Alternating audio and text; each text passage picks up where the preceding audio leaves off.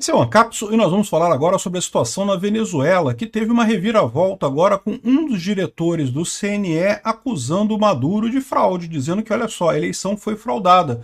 Não recebi provas de que o Maduro venceu, diz um dos diretores do CNE. Tá? O CNE é o TSE de lá, né? É o órgão responsável por fazer as eleições na Venezuela.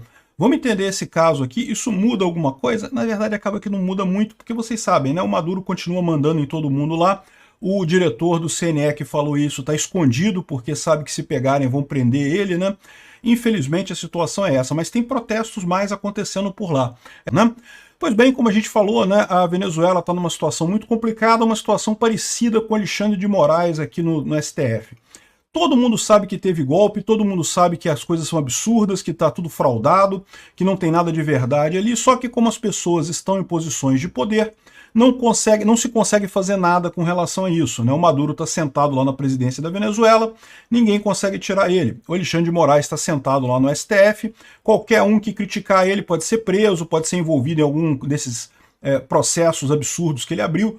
Não muda o fato de que todo mundo está vendo que são agentes ilegítimos, que os métodos que eles usaram para estar onde estão são métodos ilegítimos, né? O Maduro, por exemplo, agora teve o caso do Juan Carlos Del Pino, que é um dos diretores do Conselho Nacional Eleitoral, que é o TSE deles lá, que denunciou as irregularidades nas eleições do dia 28 de junho, né? Então ele falou que o órgão eleitoral falhou com o país. Estou envergonhado, peço perdão ao povo da Venezuela, porque todo o plano que foi elaborado, realizar uma eleição aceita por todos, não foi alcançado. Ele deu uma reportagem para o New York Times.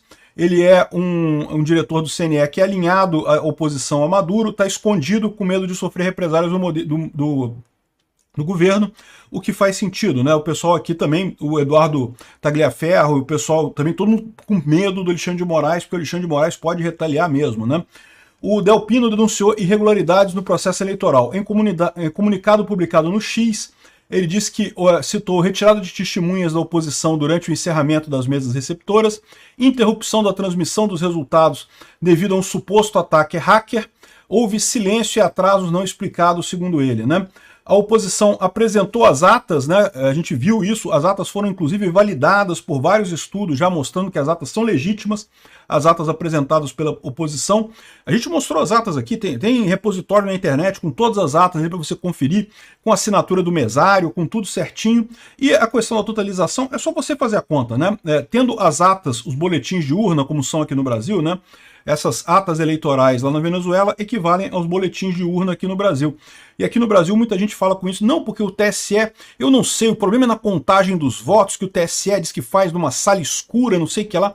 Meu amigo, você não precisa, se você não confia no TSE para fazer a soma, pega os boletins de urna de cada sessão no Brasil e soma você na mão. Dá para chegar no mesmo resultado, é fácil de fazer isso. Mais do que isso, como você pode ver no site do TSE, cada boletim de urna de cada sessão e o resultado totalizado, se você achar um boletim de urna em qualquer sessão do Brasil e comprovar que o número que está naquele boletim de urna não é o mesmo número que está no site do TSE, você invalidou a eleição, ou pelo menos invalidou aquela sessão eleitoral. Inclusive, o Exército fez esse teste na eleição de 2022 e não encontrou nenhuma divergência entre boletins de urna e os números que tem lá no TSE, né? Lembra, totalização de votos é uma conta muito simples, é soma, só somar cada boletim de urna você tem o resultado final, né? Enfim, lá na Venezuela o problema foi esse, você tem os boletins de urna que a oposição conseguiu de 81% das sessões eleitorais de lá e que com esse valor já dava a vitória do candidato da oposição, porque mesmo que todos os outros votos fossem a favor do Maduro, ele ainda não conseguiria ultrapassar o Edmundo Gonzalez, né, o candidato da oposição, né? Então aqui a oposição ganhou a eleição com 67% dos votos. É lógico, o UOL esquerdista pra caramba, dizendo não, que a oposição disse que ganhou. Não, as atas foram consideradas forjadas pelo regime de Maduro. É lógico que o Maduro disse que é forjado, não é evidente, mas teve várias entidades, inclusive o Centro Carter, que foi a auditoria contratada pelo Maduro para dizer que estava tudo certo, e eles disseram que a oposição estava certa, que realmente houve falha e que o Edmundo Gonzalez ganhou a eleição. Então, ou seja, realmente não tem nenhum argumento a favor do Maduro. É a mesma situação do Alexandre de Moraes, né?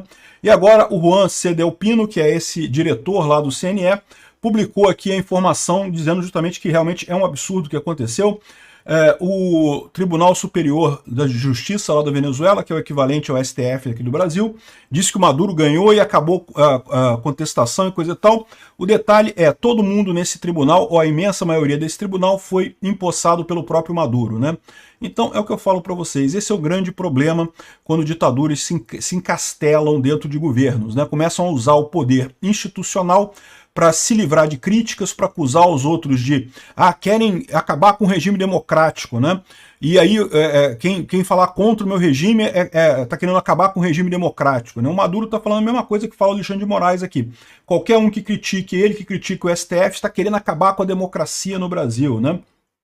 Enfim, a autoridade da Venezuela denunciou as irregularidades do Maduro, mais um que denuncia isso. Enquanto isso, o idiota do pinguço corrupto, que por algum motivo está sentado na presidência da República aqui no Brasil, disse que não, que tem que pegar, tem que ter as atas, cadê as atas? E, cara, o Lula, não tem como, não tem atas, as atas não ganham a oposição, o Maduro nunca vai mostrar essas atas. Eles chegaram a mostrar as atas por alto, assim, não que estão as atas aqui, mas eles nunca vão mostrar ela abertamente, como fez a oposição, que botou um repositório na internet com todas as atas para qualquer um checar aquilo ali. Por que o Maduro não vai fazer isso? Porque as atas dele são falsas, ele está inventando esse número, né? As da oposição estão lá com todas as assinaturas de mesário, tudo direitinho, como tem que ser. As do Maduro não, as do Maduro ninguém vê, botaram sigilo, né? Outra coisa, como é parecido com o Alexandre de Moraes, é o que eu falo, né? Ditadores, quando começam a entrar nesse caminho da ditadura, ficam todos muito parecidos, os métodos são sempre os mesmos. Ele sabe que não tem apoio nenhum, o Alexandre de Moraes sabe que esses processos das fake news e coisa e tal, desde o início, desde 2019, quando foram colocados para funcionar, eles são mera perseguição a bolsonaristas, mera perseguição à direita. Não tem como justificar nada do que foi feito por ali, né? Aí ele bota tudo em sigilo, não pode falar nada do que tem ali, porque sabe que se mostrar, perde a razão. É o mesmo caso lá da Venezuela, o Maduro sabe que se mostrar a coisa que ele tem lá, ele perde a razão. Então, tudo em sigilo, proibido falar sobre isso, né? Bom, continuam os protestos, tá? Tá marcado um grande protesto para o dia 28 de agosto agora. Quarta-feira, dia 28 de agosto, está marcado um grande protesto lá na Venezuela, mais um protesto, né, a favor da Maria Corina Machado, o Edmundo Gonzalez. E muito bacana, vamos ver como é que fica isso daí. Aí agora a ditadura do Maduro falou que também vai fazer um protesto no dia 28 de agosto, junto com o protesto da oposição. Para quê? Para poder dizer que teve protesto dos dois lados, mas na prática a gente sabe como é que é, sempre é um protesto enorme contra a esquerda, e um protesto pequenininho da esquerda, e aí eles dizem que teve protestos dos dois lados, igual faziam aqui no Brasil também, protestos enormes a favor de Bolsonaro, aí o Lula convocava um protestozinho, também tinha meia dúzia de pessoas, saía nos jornais lá na Europa, né, protestos de ambos os lados e coisa e tal. Pô, é um absurdo isso daí, né? E sem contar que, cara, é muito tosco isso daqui, né? O Maduro fez agora um podcast do Maduro, meu amigo. Olha só, olha que coisa tosca isso daqui, meu amigo.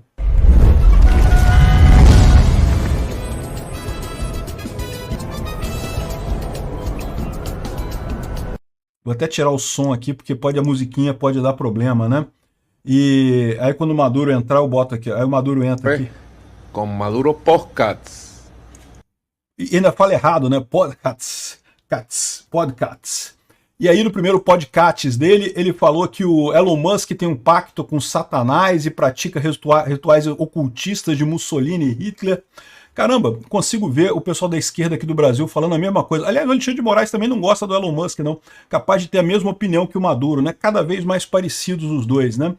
Também criticou o Monedero, que é um político da Espanha que critica muito o Maduro. Todo mundo que critica o Maduro vira pacto com o demônio, não sei o que lá, contra a liberdade, contra a democracia.